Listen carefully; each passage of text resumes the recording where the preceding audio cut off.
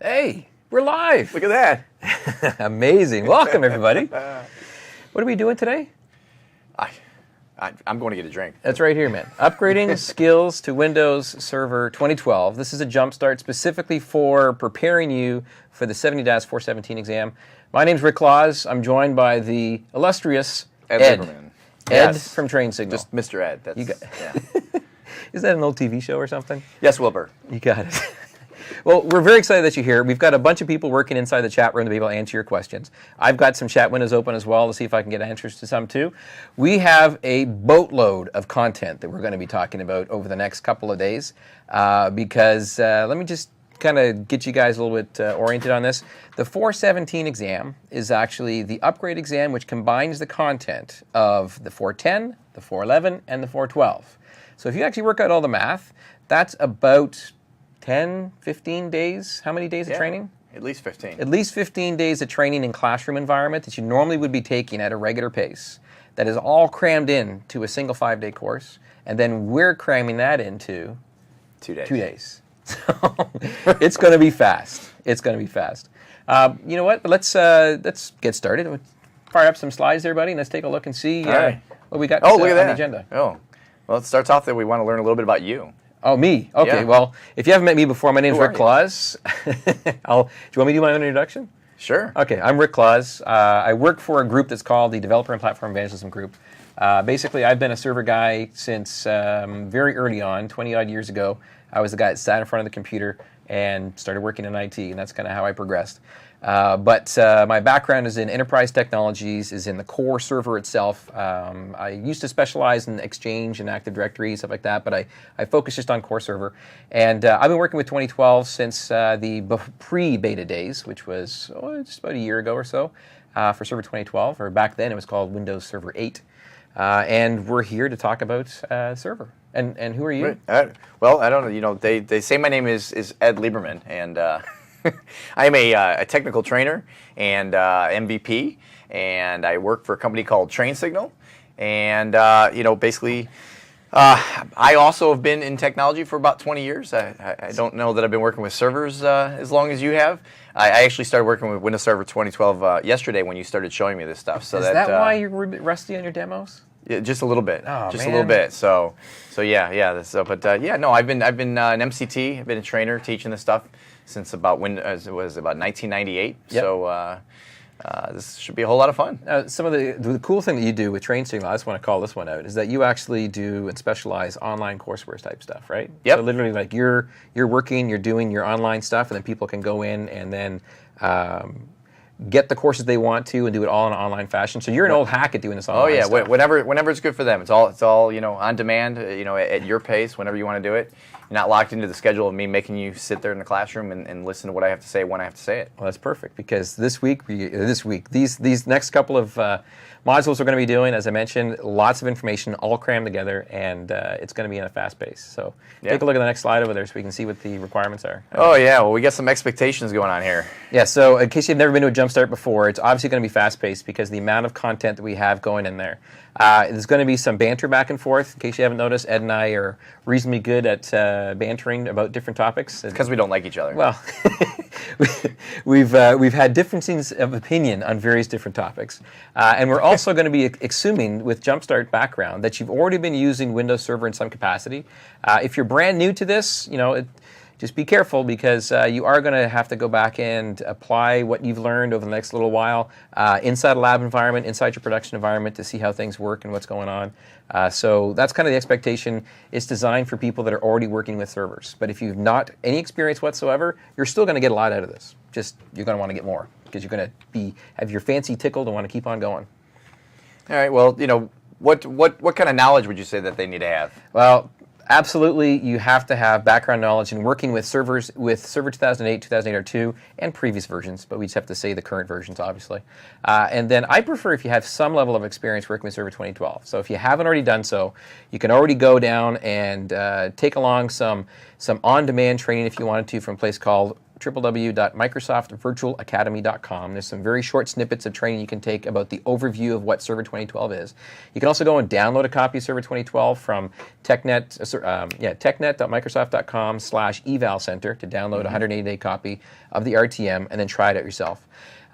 You've had some experience installing and configuring the systems before, altogether working with servers, Active Directory, you understand what objects are, users, OUs, trusts, topologies, and then if I point at you, because I'm trusting you, Ed, is the access against the arrow or with the arrow? That means that you trust my users to access your resources. You got it. But you see, I pointed at you for that, so now your users are trusting my resources. Okay, well, we'll cover that with the Active Directory, Yeah, Trust, all and right. Federation. That's later on tomorrow, I think.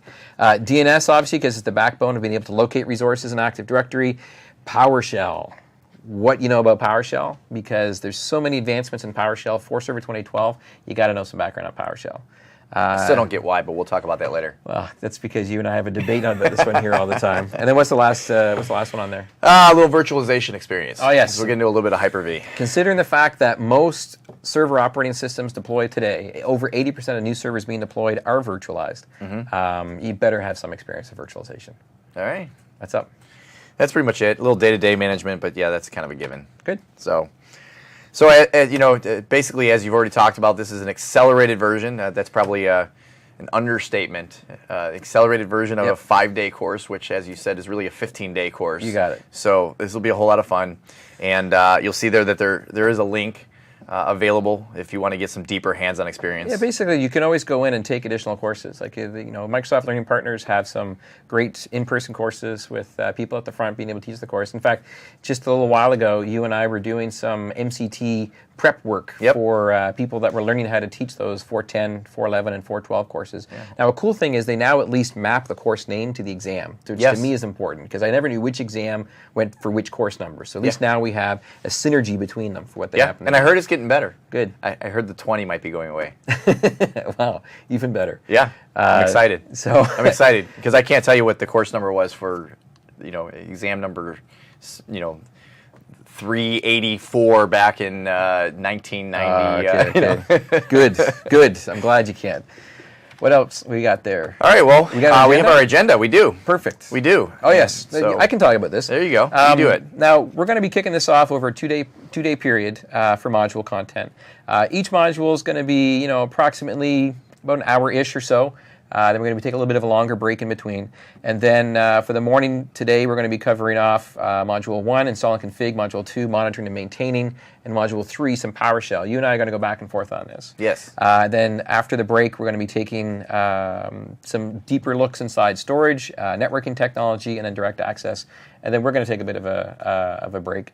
The next chunk of the time we're going to be doing this on day 2 is hang on. So how long of a break are we taking after direct access? After direct access, we're going to be taking a full, overnight have a sleep kind of sleepy thing. break. Okay, yes. Good. Right. If you're in the PST time zone. Yes. And then on day 2, we're going to kick it off with some failover clustering, Hyper-V, and then failover clustering on Hyper-V, and then a little bit of a break, and then coming down to dynamic access, implementing directory services, and directory federation services.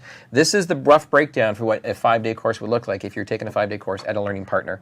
And again, as you can see, this is the select pieces that are really kind of like the differences, the difference from how you used to do it in 2008 R2 to how you would do it now in 2012. And the expectation is you should have enough information to start more research to be able to go ahead and to take the exam for 417. I'm not going to go ahead and be so bold as to say by simply watching this you're going to have enough information, but you will have enough background information that you can go off and know where to start next, where your weak skills are and where you should go and add some more stuff to it. All right. Well, I don't know. I was kind of hoping I was going to be able to go pass the test tomorrow once we're done. Nah, well, not going to happen. Well, you've already we'll take a bet on that if you want.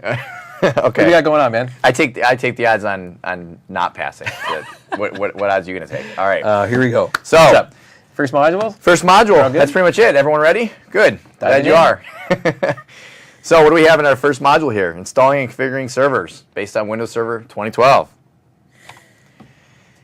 What are we going to do here? We're going to install Windows Server 2012. Well, not really.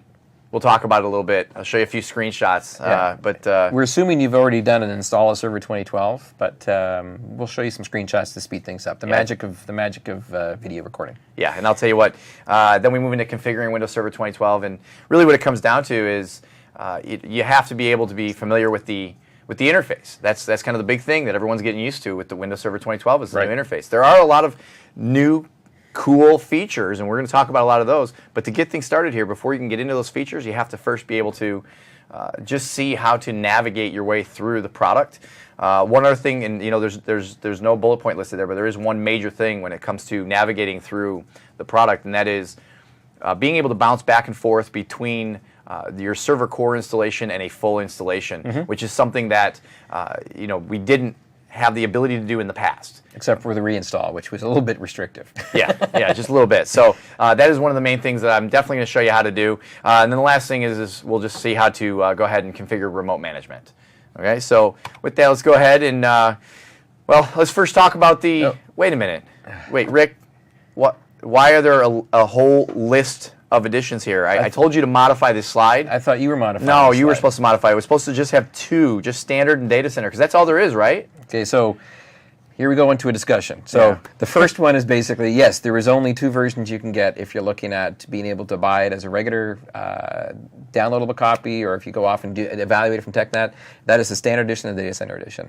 All the rest of the ones you see on the screen here are basically flavors that you can get when you buy OEM versions as paired with hardware. So for instance, a cheap server, starter entry server that has a user limit and can do very basic functionality is called the Foundation Edition. I just installed, and we just RTM'd a little while ago, the 2012 Essentials, which is like a small business environment to be able to have some basic functionality and to have some cool backup and restore and remote access capabilities all built into it. Hyper-V Server is one that we have that's free to use and download, but all it can do is virtualization. And then storage and multi-point, they're OEM point solutions. All I can say is basically those could come up as some possible gotchas that might come up in some discussions that you're having. Yeah. But really, server standard and server data center, I will tell you right now that there is functionally no difference between those two copies with what they can access for resources on the box and also for what they can do as far as functionality is concerned for clustering, Hyper-V, or other advanced features, stuff like that. In the past, we used to have differences with standard and enterprise and data center. Now we don't. They're all the same. So that's the biggest thing you got to know about. The only difference really is virtualization rights. Standard gives you 2 instances that you can run virtually with every copy that you buy. You buy 1 copy per socket on your server. And then there is data center, which is unlimited instances that you can buy and use as virtual guests, and you have to buy 1 per socket as well. Wait, so you're telling me that Standard Edition now has clustering, full functionality? Full functionality, clustering, which used to only be available in Data Center Enterprise, and can be used as your virtualization solution. Yeah, so no Enterprise Edition anymore. Nope. You're all good. And all these editions actually mean something, huh? Yes. Wow. So interesting stuff. let's just say I left it there on purpose, as opposed to forgetting to edit the slide. All right, we'll let it slide this time. You got it. All right, so basically, as you're going to see, and actually we won't see because we're just going to be looking at slides, but if you were to go and install the regular downloaded or store-bought version, you'll just get the 2 versions. We just want to make that clear so that you're not confused by all these editions and wonder where they are. The rest of them are OEM special conditions. The term we call that internally is called SKUs. SKUs, all right. Different ways you can purchase You got to get the right SKU. Oh, hey, take a look at this. Minimum hardware requirements. I love these. I thought this was supposed to be a program that was just for people upgrading and knew how this stuff works. So so basically there's a slide. Have it on the screen for you right here, and so just memorize it real quick for the exam. There's actually a correction on the slide. You should know. There is. You see what the correction is? I do. Processor architecture. Yeah. Well, what? I can't have x86? Why not? No, you can only have 64-bit editions of server standard. Boy, why do they keep changing this stuff? I like the old stuff, old x86. Oh man, I can't remember the last time I bought an x86 Old server. and slow, right? All right. 64-bit is the only type of architecture this will run off of. Yes. And then obviously, those are absolutely the minimums. Your mileage may vary if you actually want to install off of that. Wouldn't recommend it. Yeah, and obviously, as is always the case, you never use the minimums. You're gonna blow way past these minimums. And the good news is, resources work very well in Windows Server 2012. So just look at the specifics of what you're doing, and you'll see that you can get away in many cases with sharing different memory configurations and different processor I mean, configurations. our demo environments that we're going to be working with, we have set the dynamic memory attribute for virtualization, which allows us to basically grow and shrink our memory requirements. Most of our servers are sitting at like a gig and less. Because they're just a demo environment, they're not really doing any kind of user load. So again, minimum requirements, good to know, good fodder. But reality-wise, we all know we're going to be buying servers with more than 4 gigs of RAM in a production environment, right? Yep. All right. Oh, and then of course, how can we install, Rick? We have 3 different options listed here. There's actually more, but what do we have here? We have our traditional optical disk, and I can't remember the last time I saw an optical disk being used. And what did I tell you? I think I had to use one last night, right? So that it's nice to always have the backward compatibility when it's there. I'm a USB guy. I always make bootable USBs. They're so easy to make, and then you simply copy the contents of the optical disk down to the USB drive, and it's all done. Yeah, and I don't disagree. I mean, obviously USB is going to be way better, way faster, but that's optical disk is good for when you forgot that the USB stick, like you did the other day. Remember? Yeah. Okay. Sorry. But then there's also Windows deployment. Well, that's your favorite. Yes. Right. WDS. WDS because it integrates with the Microsoft Deployment Toolkit or MDT, which means you can basically make a custom image of Server 2012, inject the drivers for the hardware you're going to be using, and then publish it to a WDS server, which means you can do an F12 boot and deploy, or you can simply make a distribution point, which is also a USB stick, which would have the drivers installed for you, plug and play, pop that guy in there, reboot him, boot off USB, and you got all the drivers in. Yeah. So 3 main ways to do it. Didn't we have these 3 mains before? Yeah, they existed before. What language am I speaking? Main ways? They existed for 2008 R2 as well. So again, nothing really new here, just the fact is a refresher that they all work. Yeah, just have to make sure we have that covered. So, all right, so what options for upgrading and migrating? Well, first of all, Rick, you like upgrading, right? No. Upgrading is the way to go. No. Always upgrade. Never. No? I'm never an upgrade guy. No, I'm always a clean migrate. install, Yes. and then you migrate your data over. That's my personal preference because I've been burned in the past, as other people have been burned in the past, I'm sure too, where you simply upgrade, you bring all the baggage and all the issues from before and all the strange registry parameters and hot fixes you might have applied to be able to get stuff to work, and of course we don't document them all the time as well, right? It's better to go in with a parallel brand new server, join in the domain, and then do the migration tools to be able to get the data over onto that new server. Who doesn't document? I don't know. What do you mean? Everything's not documented? Of course it's documented. No, really, what you want to do is really what you want to pay attention to here. I think we all know, everyone here is experienced, and you know that upgrading has its caveats. Migrating is much better. Yeah. But you want to make sure that you know where you can upgrade from. And as you can see here, you can upgrade from the 64-bit versions of Windows Server 2003. Okay, so that's the main thing to keep in mind is it has to be 64-bit. Yeah. That's probably the easiest thing to remember. Yeah. Server 2008 only had 64-bit, so that's easy to remember. You got it. So basically, if you had a 64-bit operating system, you can do the upgrade. And obviously, migrating, much better way to go. You got it. I like this one here. And then here we go. So now we're not going to do this right just yet. Not going to jump into the demo just yet. Just a little bit of a background on this one here. Server core versus server full. Server core in 2008 R2, yeah, I used it. It was workable. It worked, and worked in a headless fashion as well. But now the thing that was missing was being able to add and remove the GUI. Right. And that now is a choice. How did You're you gonna set it show that up? a little bit later on. So how'd you set it up? Well, I know that personally from server core, I used sconfig, and I'll walk you through a little bit of sconfig for those of you that don't remember what sconfig does. That was the good old-fashioned character-based interface on server core to be able to add networks and join domains and things like that. There's other utilities you ever heard of the core configurator? Core configurator I like too. Yeah. But that was a download, and you had to do some stuff to make it work. Do we need it anymore?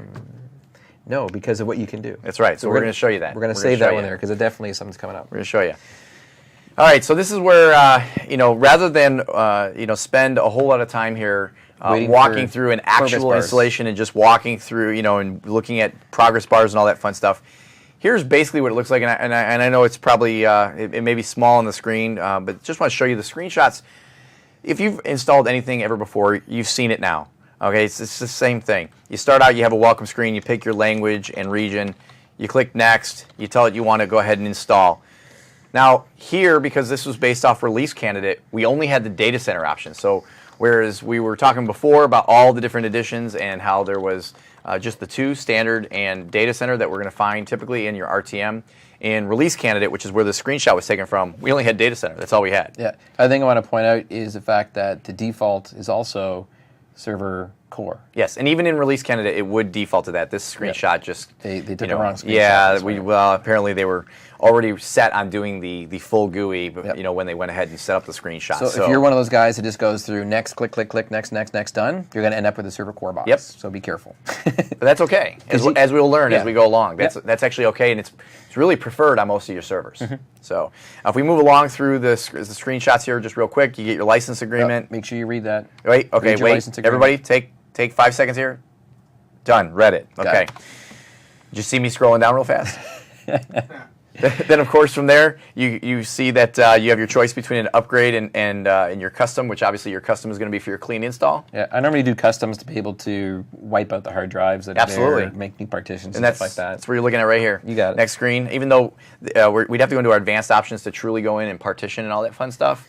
But basically, if you were to just take your unallocated space on, assuming this is a bare metal machine, it's just going to install. You don't have to set up a partition. It does it all for you. And this is what it looks like after it spends anywhere from, let's see, on the one machine with the SSD drive. Solid state hard and drive a everything. couple days ago with a USB 3 install as our source point. We're up and running in under 15 minutes. Actually, we were to this screen right here, I want to say in about 3 minutes. So it was lightning fast. Nice. On a more typical average machine that people may be using, especially if you're using it for learning purposes, it might be closer to a 15, 20-minute install. Yeah. Okay, but then you get to a screen where it's going to go ahead and it's going to prompt you to go ahead and set up a password for the administrator account. Again, this is not new. There is one thing, just one note I'm going to point out, and this is simply because over the years, with all the different training that I've done on Windows Server 2008, one question that I've had thrown at me is they found it interesting, and this is just a weird quirk, but people find it interesting that it would say you have to reset the administrator password, even though you're just setting it for the very first time because it had never been set. That's just the first example of many that we can go through where we've really paid close attention. And when I say we, really I should say Microsoft has paid really close attention to some of the smaller details. Just paying attention to the fact that why should it say we're resetting a password when we're actually just setting the password for the first time? Okay, so here we now have, if we go back to the screen and look at it, I know it's really small font and I can barely even read it on my screen. But this is where you go ahead and it just says you have to go ahead and type in a password before you can log into this computer for the first time. It makes more sense. And I know we're all server guys. We shouldn't have to be petty about this. But I do know that this question comes up a lot. That's why I thought I would take 30 seconds here to point it out. Hey, and then we get a blank screen. All right. This is what we see after we log in for the first time. Okay. And this is a tool that I know Rick is not a very big fan of. Something called the Server Manager. And now you're just joking with me. Yeah. So the Server Manager will come up by default, not just the first time, but essentially every time. Right. And yes, you can make that stop. Actually, well, the thing I want to mention is for Server Manager, when it comes up by default in Dashboard. So again, someone's gone ahead and actually shown us specifically this thing called local server. Yes. On this particular screenshot. Yeah. So And the reason, by the way, we've clicked over, and if you look, you'll notice it says Dashboard at the top. But it's clicked on local server. Look over on the left-hand side of this screenshot, and where it says, we're going to look at this in just a moment, by the way, but where it says local server, the reason is because if you look at the right half of the screen, what you're seeing there should look familiar if you've ever installed Windows Server 2008. What you're seeing is what used to look like the initial configuration tool, right? The ICT. That's what used to come up first time you log in. I never realized that. Yeah, how about It is, that? eh? Yeah. I used to always say, don't show me at log on and close it off. Yeah, well, But it's actually built in. it's built in, and you know what? And that, in my opinion, was a mistake. I don't think you should have just closed it and logged it off. I actually would tell everybody to use that ICT. I used it every time. Yeah, I know I'm supposed to be, this all-knowing, long-time experienced server guy, and that's just some stupid wizard, right? Well, you know what? Wizards aren't stupid. We're not back in the 90s anymore. Nice. The stuff actually works, and it's a great guide. And again, it's kind of hard to see in a screenshot, but when you get in and look at it for real, you'll see. It guides you right through things like setting the computer name and joining the domain and setting up your IP configuration, Okay. Any remote management capabilities, activating the operating system if you have to, and so on and so forth. So that's everything that you're going to find right there in that local server. And instead of just seeing it as the initial configuration tool, which, if you did what Rick always did, which was just check the box saying don't show me again, which I've had many people do that, and then they've asked me, they said, well, how do I get it back? I didn't mean to close that. I closed it prematurely. How do I get it back? Well, that was kind of a nuisance, whereas now it's always back. Anytime you go back into the local server, you're going to see all of those basic local server settings. So, but yes, that is something you'll see, but you'll see it in dashboard, and we'll take a look at that in just a moment. So actually, speaking of taking a look at it, let's go ahead and let's look at an actual, Windows operating system, Windows Server 2012 operating system. Now, while you're getting that ready, I just want to make a call out because there's a question in the queue that came up. We are showing you the MOC courseware version of the 417 course and the demo machines. And what that basically means is that this is actually based on the release candidate. So some of the screens may not be exactly as what you're going to see in RTM. And some of the functionality, all the functionality is there, all the tools are there and that sort of stuff. There might be some glitches or bugs, but for the most part, as you're going to look at the screen, it's going to look like the final RTM version that you can download and use right now. But there may be some slight nuances, so just be aware of that as we take a look at it. Yep, and actually the very first one we can see right away if we want to go ahead and jump over to the demo here. You'll notice right away I'm in the server manager. I'm on it's just a domain controller that's been created. It's one that I took from, actually from the 417 class, from the mock class, the London domain controller, as they call it. So if you've ever been in the classroom, you're probably familiar with that. It does jump to the dashboard, as you can see right up top. But one of those little quirks or caveats or whatever you want to call it with being in release candidate is you'll notice that down here under roles and server groups, and if I scroll down, you'll see there's a whole bunch of them.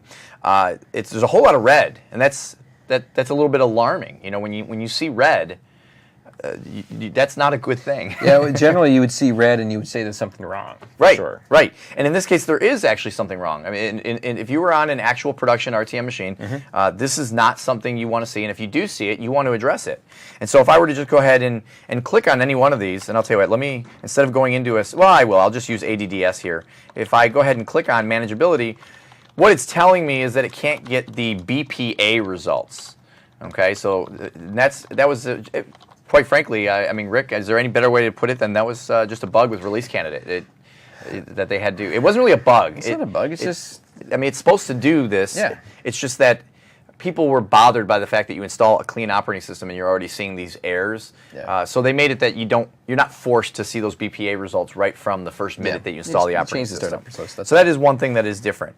But if we look at this interface here, this is, let me go ahead and I'm going to actually minimize the server manager here so that we can see our desktop. And one of the very first things, and this is a really obvious thing, and this has been a sore point with a lot of people, so I'm just going to kind of throw it out there so we can have it out there and done and over with, is what's the big question everyone keeps asking you, Rick? What's the question?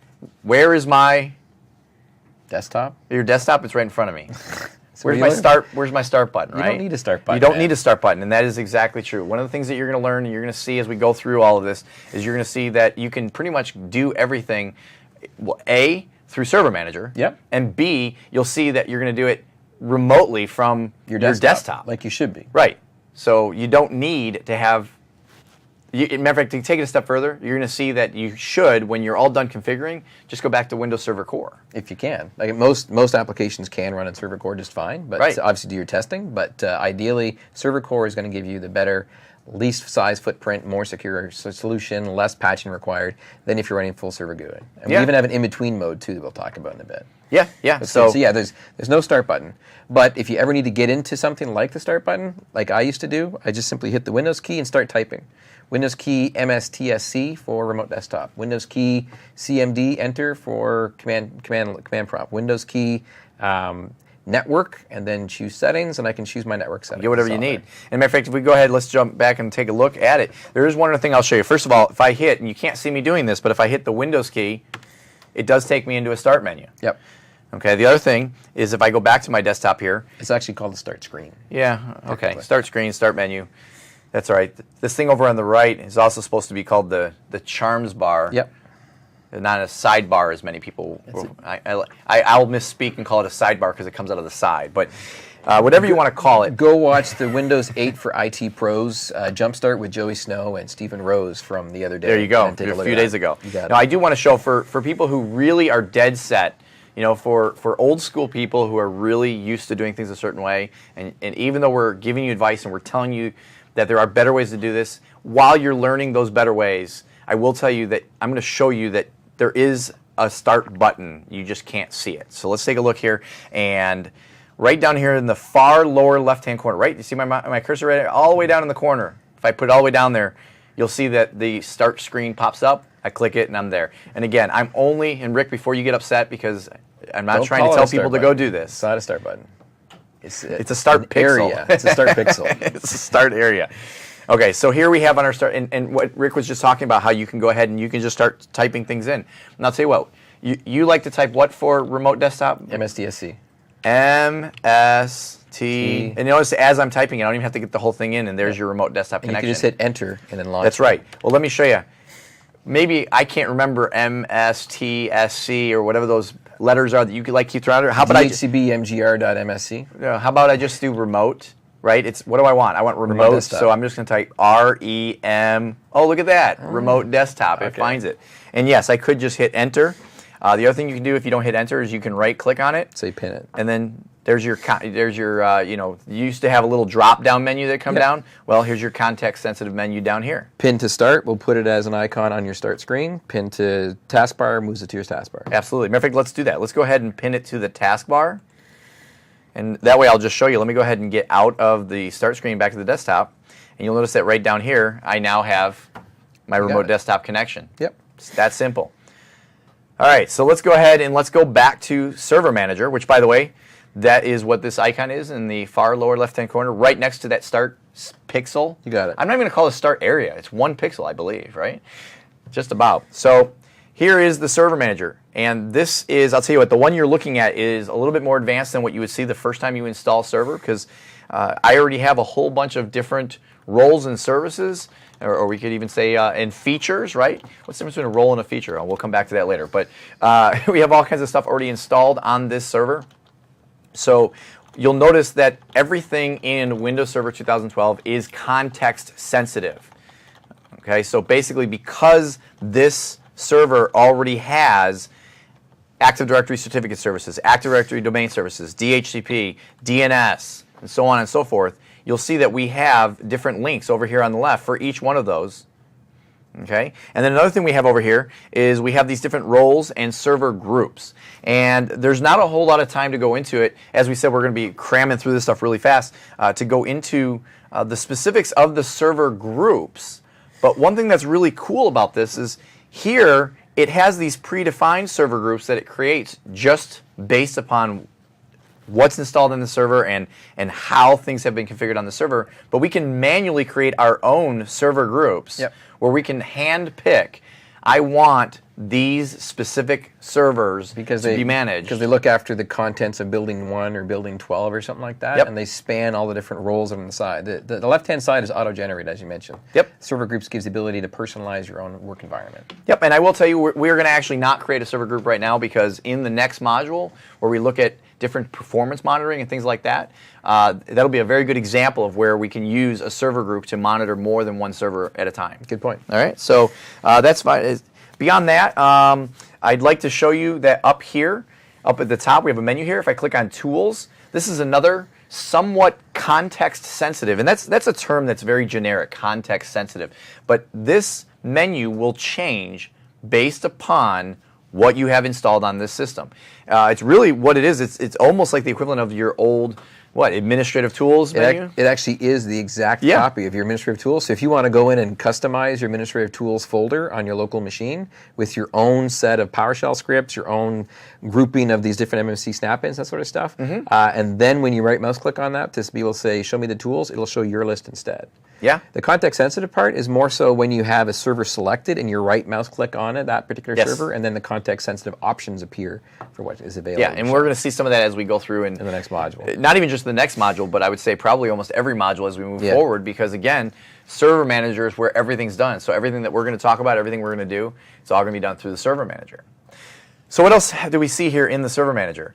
Let me get rid of the tools there. Under Manage, I'll tell you what, here is where you can do some of the same things that you see over under Configure this local server, or if you were to right-click over on some of these items over on the left side. But basically, I will tell you that there's one very specific entry under Manage. And Rick, can you guess which feature under Manage, which selection under Manage, as I'm highlighting it, of course? The remove one? Yeah. Because can't I just right-click and remove roles? You can only do the remove from the manage menu. Right. The right click on a server is only for add features and add roles. Exactly. So you have the ability to add roles over here, or if you right-click on a server, you could specifically add roles that way, but you can only remove them through the manage menu. So that's just one little side note to make sure that you're aware of. Yep. All right, so that's just kind of like the real basics of the interface. Again, there's a lot more to know, but I'm not going to do them right now because you're going to see them little by little as we go through the rest of today and tomorrow. Yeah, just with practical use of it. Yeah, that's just what it comes down to. So what I do want to do though is I want to talk about this whole server core versus full install. Yeah. So why don't you actually, can you pull up a core machine? I can. It's amazing how it works, but Okay. I can. And it's a little bit quirky how I have to do it here. But No problem. So with server core versus server GUI, basically you have the option of running server core, which is a reduced footprint, does not have all the executable files that are required to be able to run explorer.exe, to be able to run Internet Explorer, to be able to run MMC consoles. That's generally your smallest footprint that's possible. There's an in-between stage called min shell. Min shell is the ability to run Server Manager and to be able to have MMC console commands, but still does not have Explorer or Internet Explorer and that sort of stuff. And there's obviously the full GUI, which has everything. The neat thing with Server 2012 that we're going to show you right now is you can actually go in and switch from server core to server min or to server full, and then you can also switch back again. So it becomes very handy in a practical situation where you have third-party utilities and software that require GUI interfaces to install but not to run. You can install it, you can have full GUI, do the stuff you need to, and then basically when you're all done, strip it out to server core, do your tests to make sure that it works. When it's running fine like that for 6, 8, 9, 10, 12 months, a couple of years, and you need to go off and modify it after the fact, then you can go back in, add the server GUI back in again, make the changes, and then remove back in. And I'll tell you, I think that's amazing. Awesome. That is night and day from when they first developed server core. It was a great idea when it was first developed. Yep. And as usual, now it's perfected. Yep. Well, or at least it's better. Now, I will mention that as you're switching between these different levels, you will be required to do a restart of your server, obviously. So if you switch from core to full, it's going to require a restart at the end. If you go from full back down to core, it's going to require a restart. So be aware of that for your workloads. Yeah, well, let's take a look at it right now. Go ahead, man. And I will tell you, what we're going to look at right now, I'm going to go ahead and just kind of make some things happen, and I'm going to maybe semi-explain some of this. Sure, I Rick, can you explain it can to jump type if you into. wanted to. What I'm going to do, if I could type, or first letter, and I already have a typo, is I'm actually just making a directory, and of course, I didn't put the whole thing in. I'm going to go ahead and just create a directory called mount. And the reason I'm creating this directory, look at it, already exists. You got it, I man. must have done it right the first time, is because I want to go ahead and the problem is, I'll tell you what, if you go ahead start and from type it, full, I'll talk about it. well, I'm going to tell you, if you start from full and you want to go back to core, Yeah. you don't have to do any of this. Right. Which is kind of the neat thing, is if you start off with full, which is what a lot of people are going to do, and then go down to core, it's really easy, and you're going to see how to do that in just a minute. But to go from core, if you start from core right from the beginning, the binaries aren't there. Right. And that's what I'm going to do right now. So let me go ahead and type this in. There's a lot to type, and Rick, you can explain what's going on here. Yeah. So the idea is that he's using the DSIM utility to be able to identify where the install files are, and the install files are basically the install.wim file. And so he's basically going to go ahead here and mount an image of the WIM file, and then he's going to map it into the c/mount directory.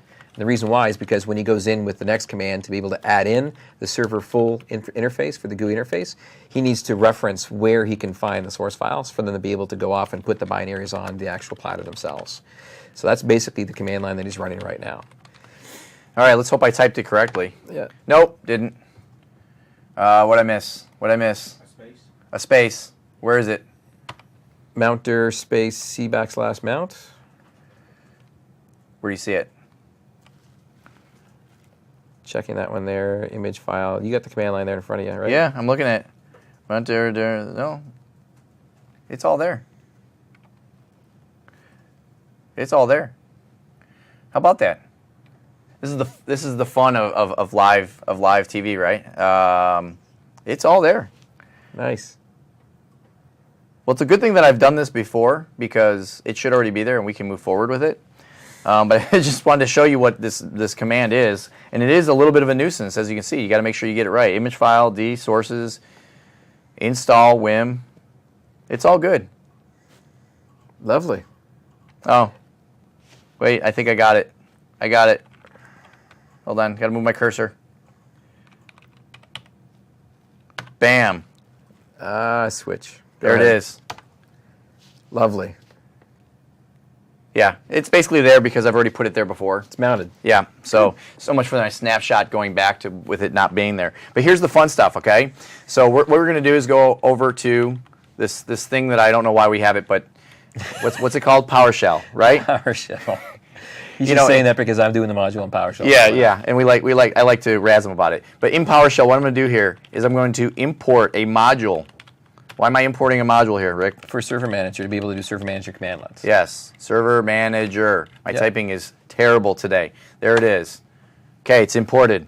Look at that. I finally typed something and didn't get an error. You got it. You got to like that. Keep it going, man. All right. So what are we going to do? I'm going to install a Windows feature. And isn't there a shorter version of this feature? Hit Tab. Just say Windows F and then Tab, and it'll do autocomplete for you. In case Right. You're wondering. No, I know. That's why I like PowerShell ISE. Yeah. Because then it does it automatically. Don't steal my thunder. All right, Module well, 3, man. Don't tell me what to do. Okay. Now, what's this right here where I'm saying include all sub-feature? Yeah, so with Install Windows Feature Commandlet, you can choose to install individual features that are sub-features, or as this case, as he's typing in, it's actually going to install all of the user interface options. That's the GUI, that's the Min shell, that's also desktop experience. Yeah, and I will tell you what, I'm going to show you that. As soon as this is done, which it should be right here if I typed it correctly. Let's find out. Go ahead and hit enter. It's going to take just a moment here. It's going to require a restart. It is going to require a restart, which is very quick. That's not the part that's going to take a long time as much as looking at this bar that's going across right now. But basically, I'm going to show you and I'll tell you what, why don't I show you while it's doing this? So what I'm going to do is I'm going to minimize this screen. Yeah, we'll come back to that. Okay, we're going to come back to that. And let me jump back over to a full GUI installation. Okay, so over here on the domain controller, if I wanted to take this computer and go from a full installation do that. and go down to server core, now I could go into PowerShell, and again, there's a PowerShell command where I can go ahead and, all I'm doing is the exact same thing we did, we're just uninstalling instead of installing. But I wanted to show you that if I go, and this is of course what I say, and if you want to remove a role or feature, you have to go up to Manage. Yep. And go to Remove Roles and Features. And I'm just going to click through this here. We'll just say now here's a really good example, by the way, as long as this has come up. It could be on whatever server, that is part of the server group that I want to manage. And because I already had server 4 built into a server group with the London DC, it's asking me between the two. So I go ahead and pick my server. It doesn't have to be the server I'm actually on, but I'm going to pick a server, click Next. And if I click next through the roles, because it's not a role, it's a feature. Again, it's not a role, it's a feature. What's a role and what's a feature? I always try to explain it as roles are things that servers are actually doing. Features gives you extra functionality. That's right. That's why I keep it straight in my head. So there's that sub feature. He just said user interfaces and infrastructure from the command line. All the sub features. Here you just have the individual click and choose. Right. So I actually could have done what? I could have actually just installed the server graphical shell. Yeah. Server graphical shell is going to give you the GUI interface, the graphical management tools and infrastructure, gives you servermanager.exe, as well as all the MMC consoles. Desktop experience, you don't want to install that in a server, but you can. Right. That gives you the full Microsoft Store, the But full I'm going to have set that, of aren't apps. Because you said install everything, you said yes. I'm going to have everything, aren't I? So, well, anyway, I'm not going to do it because I don't want to take this London domain controller down to a server core. Use it for demos We're going to use it for demos later on. I could very easily switch it down to core if this was production, right? And you mentioned, obviously, you can do this on remote systems, too. Yeah. Right? Yeah, so as long as we're at that, I'll tell you what, let me cancel out of this because we don't want to remove anything. You mentioned remote management. Yeah. Remote, being in one place and managing it from somewhere else. Well, if I click on the local server, you'll see here that remote management is enabled. Yep. If I want to disable it, I can just click. You don't want to do that, though. Yeah, let's disable it. No, don't do Yeah, that. boom, it's disabled. What are you going to do about it? Now you can't manage the system remotely. Why dude. not? It's because, first of all, remote management is enabled by default for all Server 2012 systems. Yeah, because well, you're supposed to be managing them remotely. That kind of makes sense, doesn't it? So how do I get it back? Well, if you're on the physical box, you can go in and I turn it just back click on and again. turn But it if back that on. server is in the data center in Singapore, you're out of luck, dude. Yeah, it's a bad thing. Yeah. How else could I do it besides through the GUI? I bet you It's can your do the command favorite. line. Yeah, PowerShell. You got well, it. really, it's the command line, right? So it's WinRM. Yes, because it uses RM as the background in Right. PowerShell. And then QC. Quick config. There are a bunch of Is that switches what you that can use stands here. for? 'Cause I can Quick never config. remember it. Well, quick config will basically ask you, do you want to go ahead and turn it back on again? Okay, Just say cool. yes. Well, let's go ahead and hit enter, and it tells you, are you sure you want to do this? I'm going to say why, yes. Obviously, you have to have administrative rights to be able to do this, right? Yes, absolutely. So what does it say? WinRM has been updated for remote management. If I close this, Wait a minute. Do a refresh. Wait, how come it says disabled? Do a refresh, dude. Oh, I have to refresh. Okay. I will tell you, you don't have to do refresh. It'll refresh automatically every 15 minutes. It actually tends to go, that's the official answer. It does tend to go faster than that, I've noticed. Usually if you wait as short as 30 seconds, 1 minute, 2 minutes, Yep. it'll refresh. But you click this little refresh button and look at that, remote management's enabled. Refresh completed with one or more warnings and messages. Yeah. So what? It's the BPA thing. Yeah. Oh, yeah, okay. Don't worry about it. How's that server core? I don't know. Let's take a look. Let's go back, take a look Let's at go that. ahead and get out of here. And if I can jump back to the right machine. Oh, look at that. It's done. must Warning, you restart. must restart. So where's my, how do I restart from here? I mean, I need a button. Shutdown space Yeah, /R for restart space /T0 for I'll even do 0. 5 just to give myself 5 seconds in case I change my mind. So it's going to go ahead and it's How can you change your mind? You can't cancel this. I know. I could if I had another remote machine That's true. and I told it to cancel the shutdown within those 5 seconds. That would work.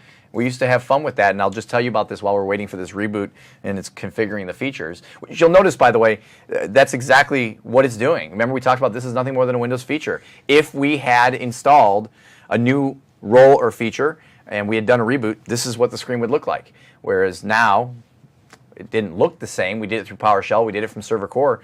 But we just added a new feature, and so that's why we're seeing this. But what I was going to say was, while we're waiting for these, this lovely percentage counter to count up that it's done installing the features, is you know, just actually I forgot where I was going with that at all. What were we talking about? We're good, man. Remote management. Man, I need to like go take a nap. Oh, that's this afternoon, right? That's later, yeah. Okay. That's later. So anyway, it's coming back up again already right now. So let's go ahead and switch back over there. Boot interface. Yes. We already have the, oh, you know what it is? It's because of the resolution on here. It's got a bigger resolution than my screen. Let's take a look here. There it comes. There we go. Oh, look at that. It's not done. It's still updating. So it looks like it's going to take a few more minutes for that to finish updating. Okay, what's left for this particular module so we can wrap it up? Oh, let's take a look.